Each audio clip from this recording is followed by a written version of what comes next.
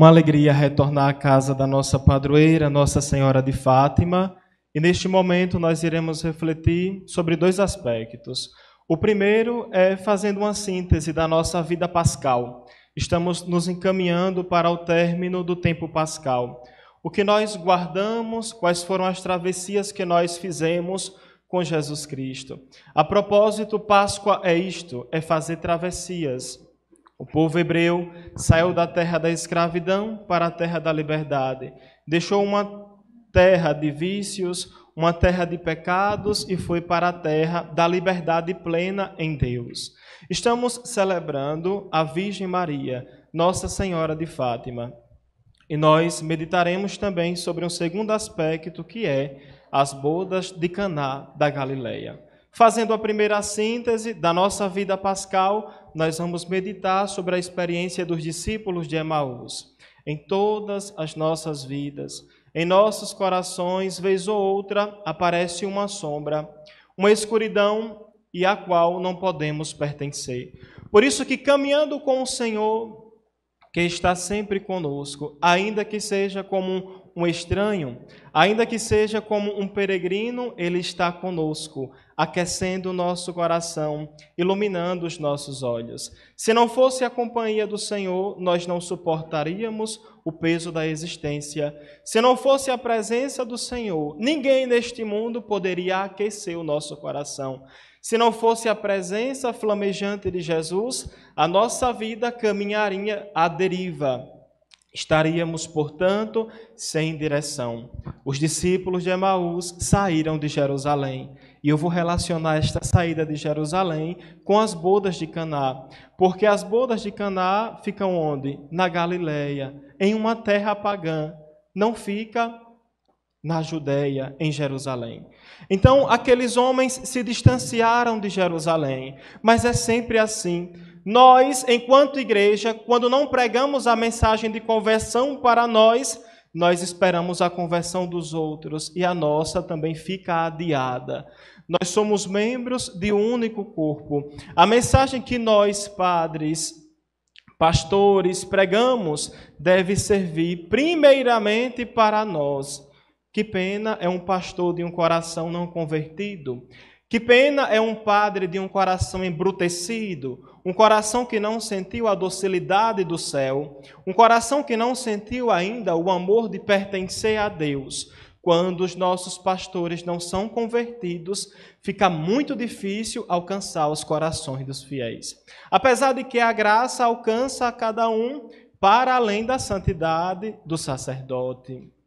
Mas interfere em muito a nossa santidade na eficácia da graça que chega a todos.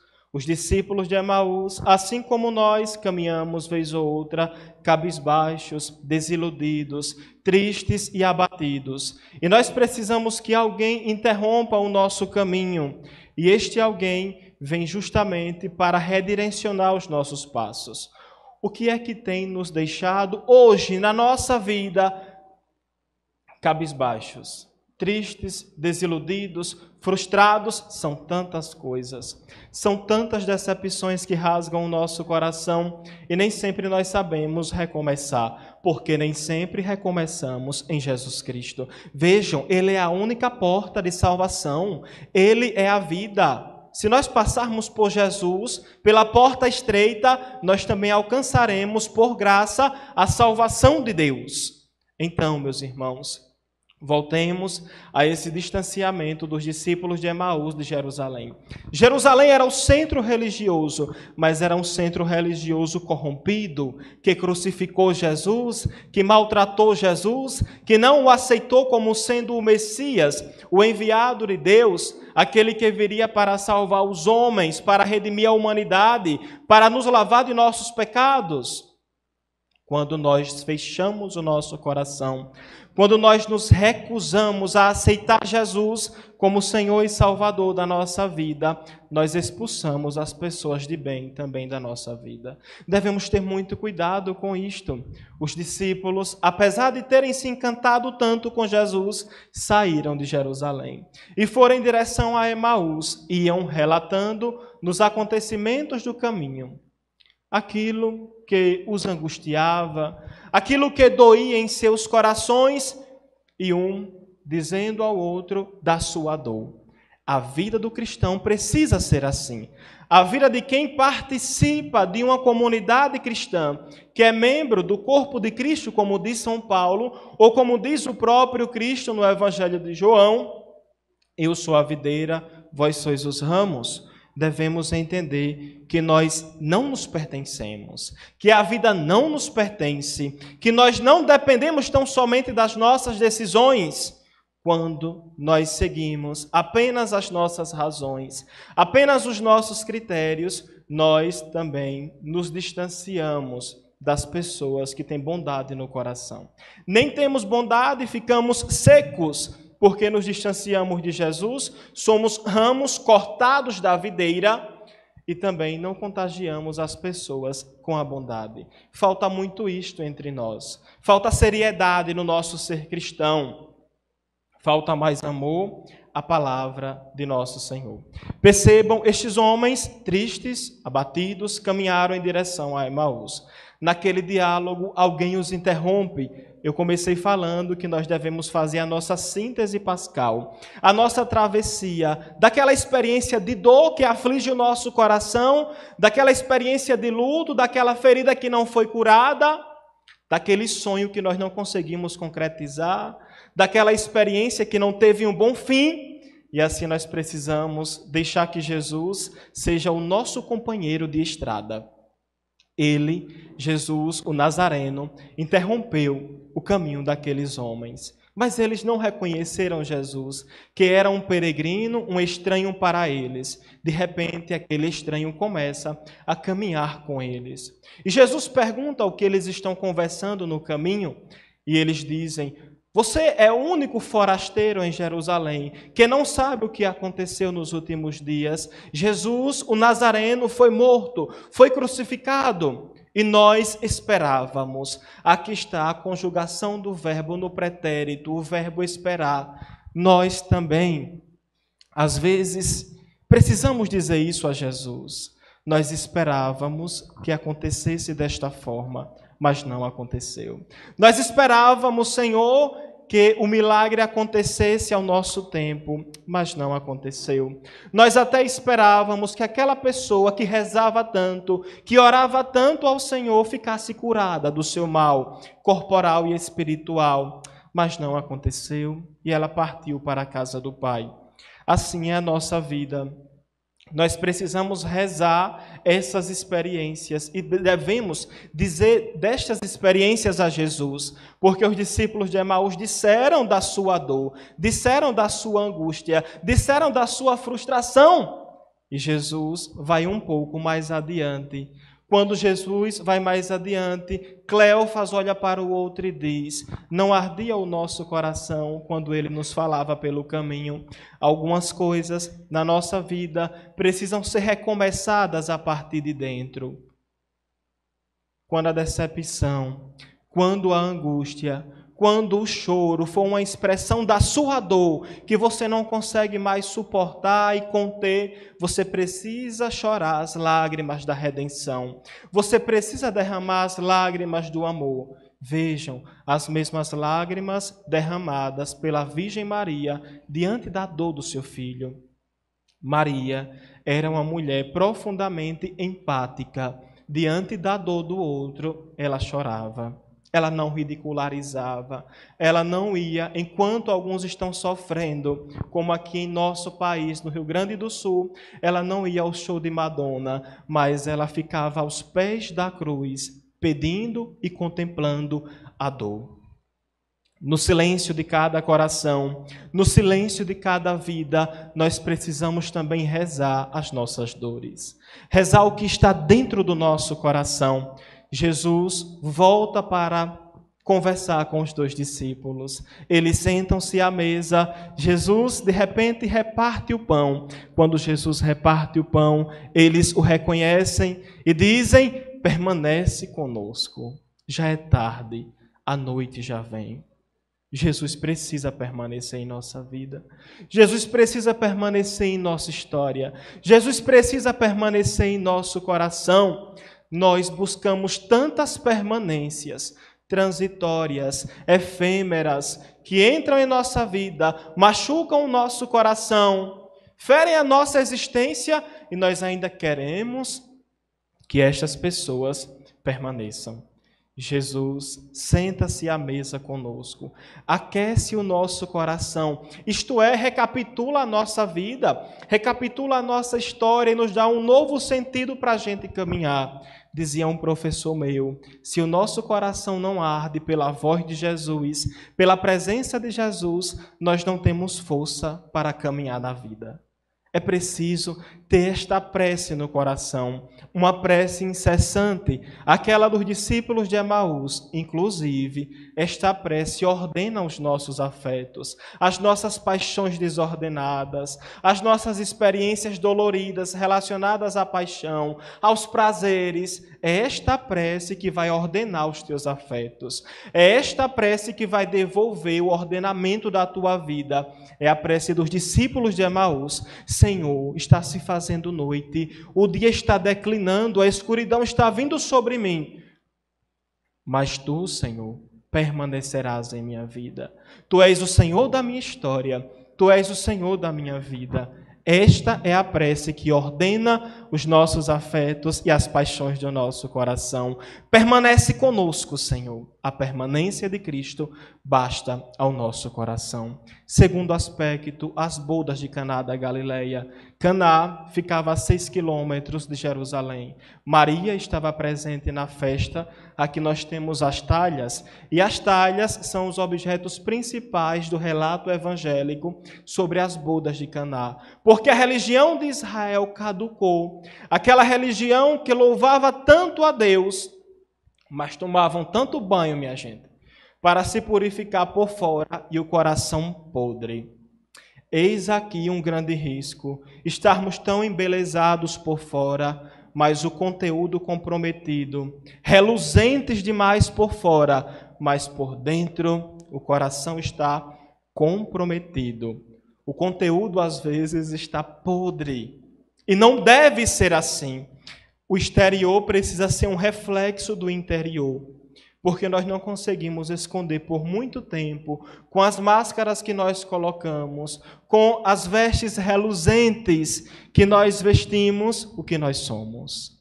É preciso assumir o que somos. Então, aquele povo de Israel, para se purificar, a pureza ritualística, tomava bastante banho durante o dia. Se tinha contato com uma pessoa que era considerada impura, chega, eu preciso me banhar, eu preciso ficar puro. Essa religião caducou. Jesus, em atenção à sua mãe, que já estava nas bodas de Caná, foi convidado. 6 talhas representam, que estavam já ali, 6 talhas que representam a incompletude, porque na Bíblia o número perfeito é sempre 7. 6 dias Deus fez a obra da criação, no 7º dia descansou. Então a perfeição consiste no repouso de Deus. Naquela festa, em Caná da Galileia, que poderia durar até 7 dias, o vinho veio a faltar.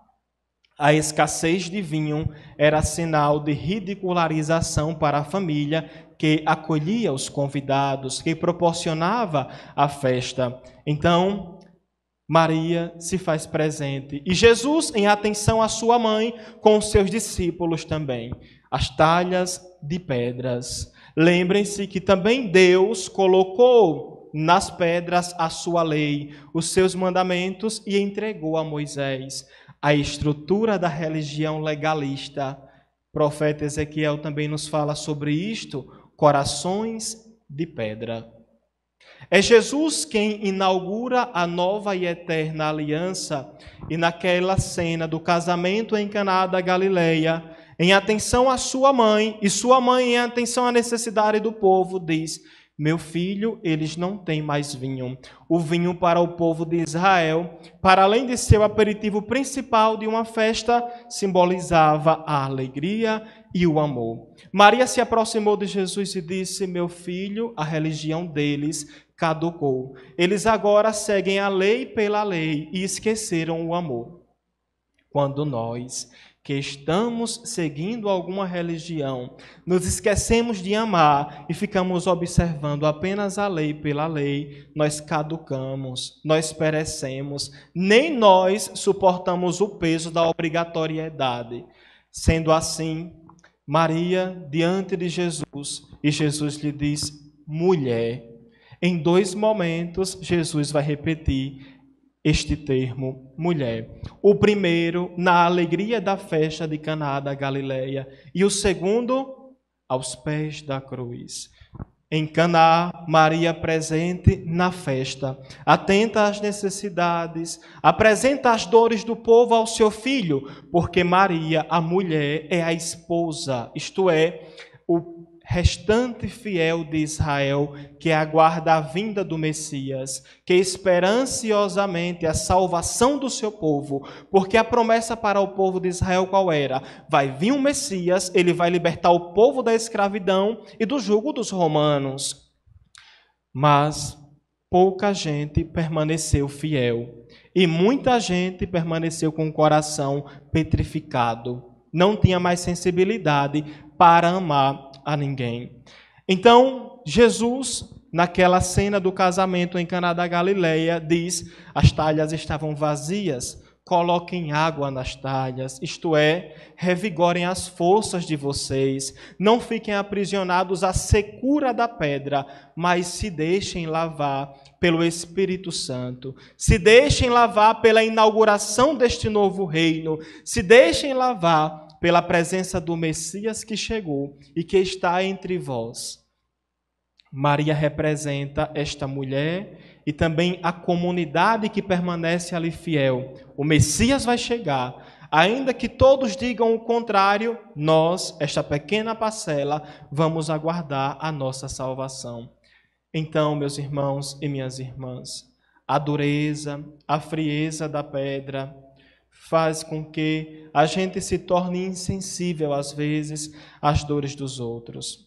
Já estou me prolongando muito, mas, assim como a Virgem Maria, nós devemos ser testemunhas da dor e testemunhas da alegria. Na dor, devemos provar que somos fiéis a nosso Senhor. Devemos enfrentar as provações do mundo como Maria, de cabeça erguida. Ainda que nós derramemos algumas lágrimas, mas vamos até o fim. Vamos subir ao nosso Calvário e vamos dizer que acreditamos em Jesus, assumindo todas as consequências deste chamado. Na alegria da festa de Caná, nos momentos alegres, na euforia, jamais se esqueça dos outros. Olhe por aqueles que estão necessitados da sua atenção, da alegria, do amor de nosso Senhor. A nossa vida, meus irmãos e minhas irmãs, se compreende nesta dimensão entre a festa, que é a vida, e o Calvário.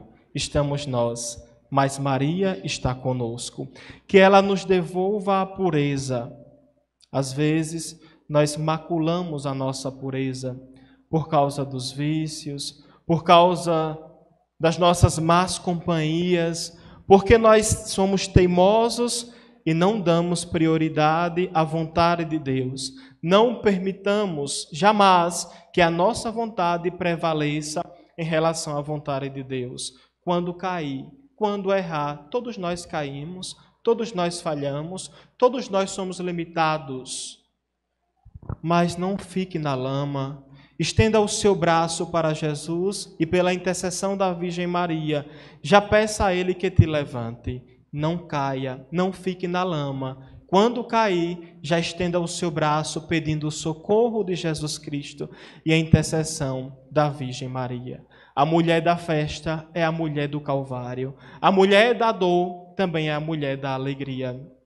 Esta bendita companhia, a companhia da Virgem de Fátima, nossa padroeira, vai nos devolver a integridade, vai nos devolver a dignidade de quem sabe esperar e não se frustra, de quem sabe colocar toda a sua confiança no Senhor e, para além das dores, das tribulações que nós enfrentamos, nós continuamos afirmando que o amor tem a última palavra, que o vinho voltará à nossa mesa, ainda que ele volte do lado aberto de Cristo. O sangue vertido é o vinho que nós mais precisamos, porque ele não apenas alegra a nossa vida, mas ele nos lava do pecado. Que nosso Senhor nos conceda esta sabedoria. Eu iniciei falando dos discípulos de Emaús e Jesus, em um determinado momento, abriu a inteligência dos discípulos de Emaús, explicando-lhes toda a Escritura. Abramos também o nosso coração e peçamos ao Senhor que nos oriente, que nos instrua no caminho rumo à santidade. E assim como a Virgem, sejamos testemunhas na dor e na alegria, para que a mensagem que a gente prega não sirva apenas para os outros. E enquanto igreja, nós precisamos imediatamente escutar esta mensagem. Nós, clérigos, inicialmente, devemos nos converter para exigir dos outros a conversão. Testemunhas da dor e da alegria, ninguém arreda o pé. Em nome do Pai, e do Filho e do Espírito Santo.